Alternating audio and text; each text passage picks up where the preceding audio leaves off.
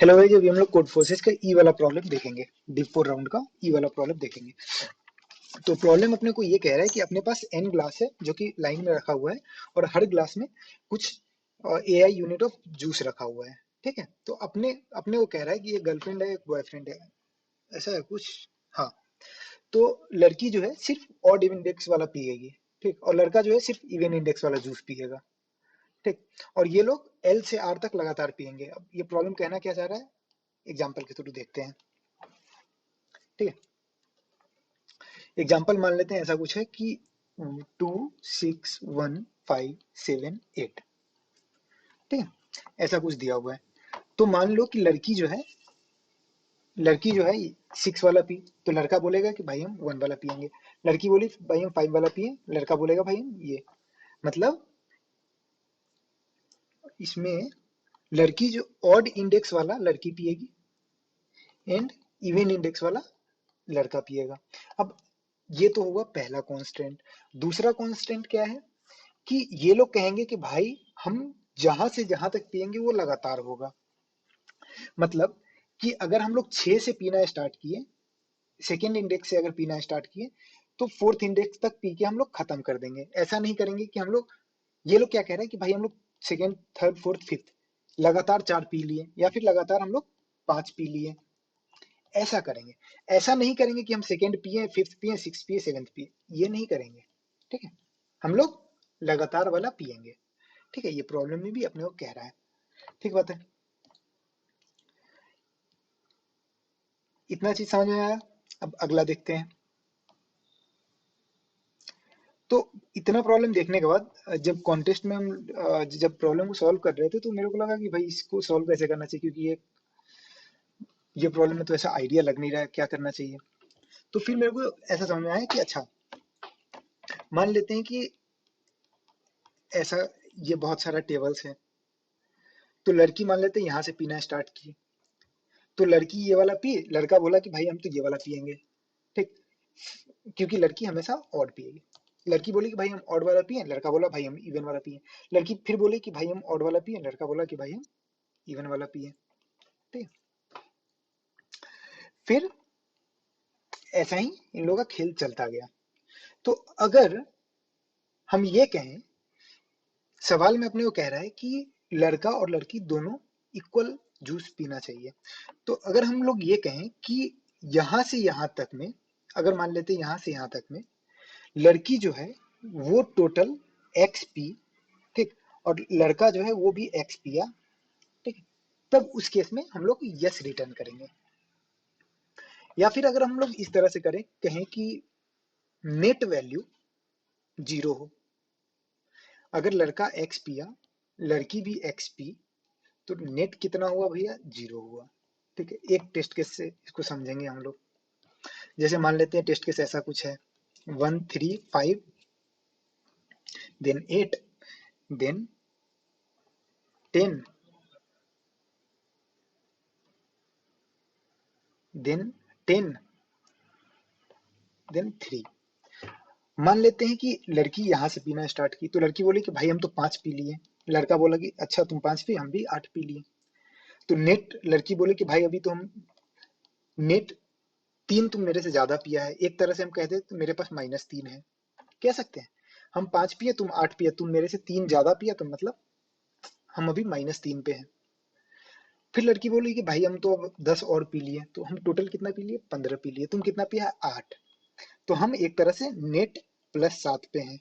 Net value मेरा कितना है, +7 है। फिर लड़का बोला कि भाई हम तो 10 पी लिए। लड़का बोला कि अब मेरा नेट वैल्यू, फिर से हम तुम्हारा -3 करा दिए, क्योंकि हम टोटल 18 पी लिए, तुम 15 ही पी, तो तुम्हारा -3 हुआ। लड़की बोली भाई फिर से हमको 3 मिल गया, तो अब नेट क्या हो गया, 0 हो गया। तो इस तरह से हम लोग कह सकते हैं कि आंसर यस तब रिटर्न करेंगे जब कोई एक सब एरे का नेट जो है वो 0 हो जाए। ठीक, नेट 0 हो जाए। एक तरह से हम लोग ये कर ले क्या, कि अगर कोई, अब इसी प्रॉब्लम को अगर हम लोग ऐसे देखें, लड़की 5 पी रही थी, हम लोग लड़की वाले की तरफ से हैं, तो लड़की 5 पी तो हम बोले कि +5, लड़का 8 पिया तो हम बोले कि -8, लड़की फिर 10 पी तो +10, लड़का 10 पिया तो -10, लड़की 3 पी तो +3।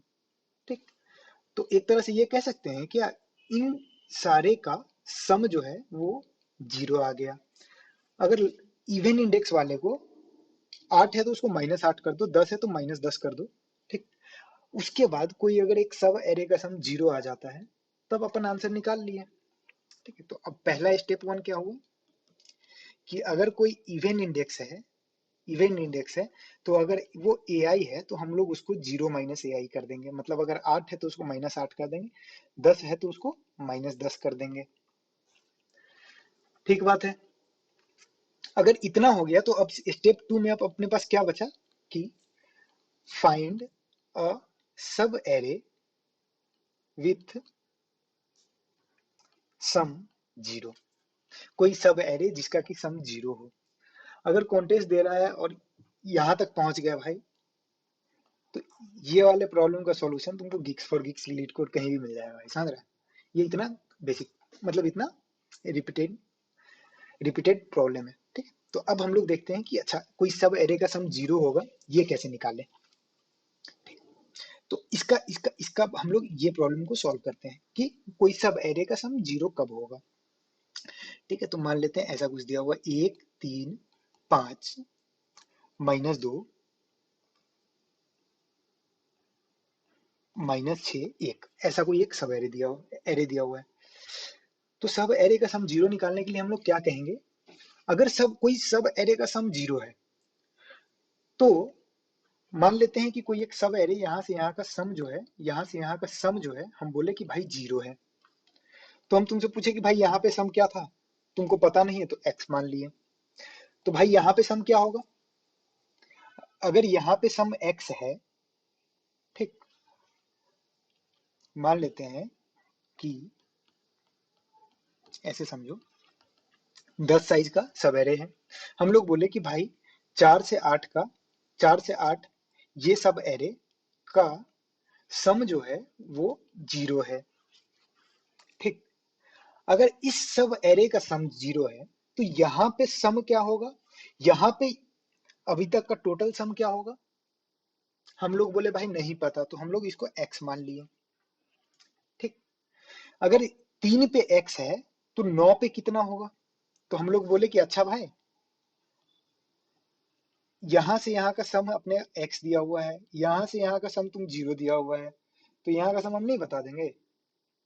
यहाँ पे सम क्या आ जाएगा, x plus 0 plus 9th element का वैल्यू।